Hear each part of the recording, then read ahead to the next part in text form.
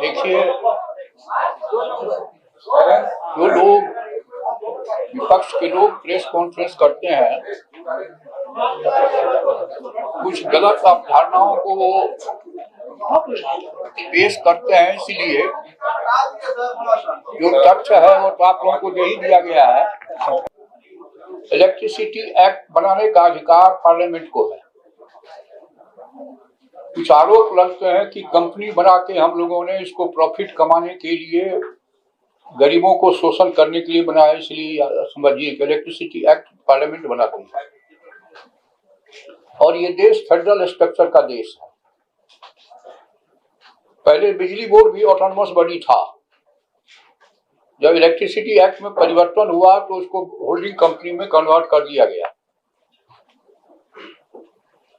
जब बिहार का बंटवारा हुआ तो 110 मेगावाट की 2 यूनिट बरौनी में और 110 मेगावाट की 2 यूनिट मुजफ्फरपुर में हिस्से में मिली। आज जो लोग कुछ सवाल उठाते हैं कि अपना पावर क्या हो, अपना प्रोडक्शन कितना होता है, जब इलेक्ट्रिसिटी एक्ट बनाने का अधिकार पार्लियामेंट को है तो किसी भी राज्य में अपना पावर हाउस नहीं होता है। पहले से था, लेकिन कोयला आता है भारत सरकार से, रेल है भारत सरकार का।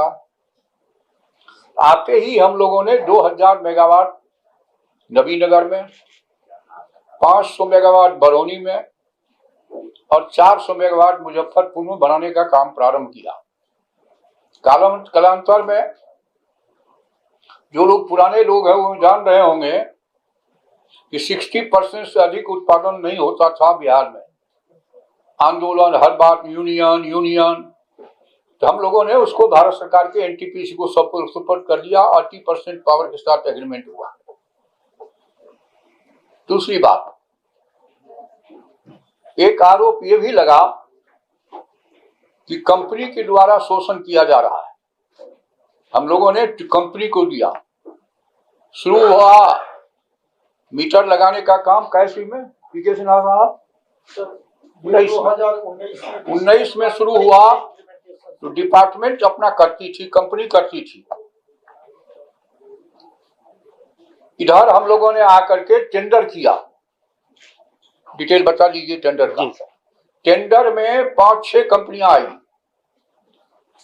टेंडर का नियम यह है कि कंपनियां स्मार्ट मीटर लगाएगी और जब बिल उसका आएगा उसमें से 10% होल्डिंग कंपनी उसको भुगतान करेगी अगले 10 साल तक, और 10 साल तक उसको गारंटीड है मेंटेन वगैरह वही करेगा। इसीलिए कंपनी को बेचने का ये आरोप जो है निराधार है, तथ्यहीन है, कोई मतलब नहीं है। उसमें 6-7 कंपनियां आई। टेंडर डिसाइड हुआ, हाई कोर्ट चले गए एक कंपनी। हाई कोर्ट ने कहा कि टेंडर करेक्ट है। सुप्रीम कोर्ट गई, 9 महीने की देरी हुई, इसमें सुप्रीम कोर्ट ने भी ओके किया। इस आधार पर इसलिए इस पर भ्रष्टाचार का आरोप लगाना, गंदी बातों को प्रचार करना तथ्यहीन है, कोई औचित्य इसमें नहीं है। अब मीटर जो कंपनी लगाएगी वो पैसा नहीं लेगी लोगों से, केवल प्रत्येक घर में मीटर, स्मार्ट मीटर लगाएगी और बिजली बिल तो उसमें आएगा। अब मेरी समझ में तो एक बात नहीं आती है, मोबाइल में जब ज्यादा बिल नहीं आता है तो स्मार्ट मीटर में कैसे ज्यादा बिल आएगा। और हर सोमवार को जो माननीय मुख्यमंत्री जी जनता दरबार करते थे तो शिकायत आती थी बिजली बिल बेसी आ गया, बिजली बिल बेसी आ गया। तो माननीय मुख्यमंत्री जी ने उसी समय तय किया कि नहीं, अब हम स्मार्ट मीटर लगावेंगे। पिछले दिनों 7-8 राज्य के लोग आए थे बिहार का स्मार्ट मीटर देखने के लिए, और भारत सरकार ने भी कई एक मीटिंग में इसको कहा कि बिहार को फॉलो करो, और कई एक मामले में बिहार को अवार्ड भी मिला है कंपनी को।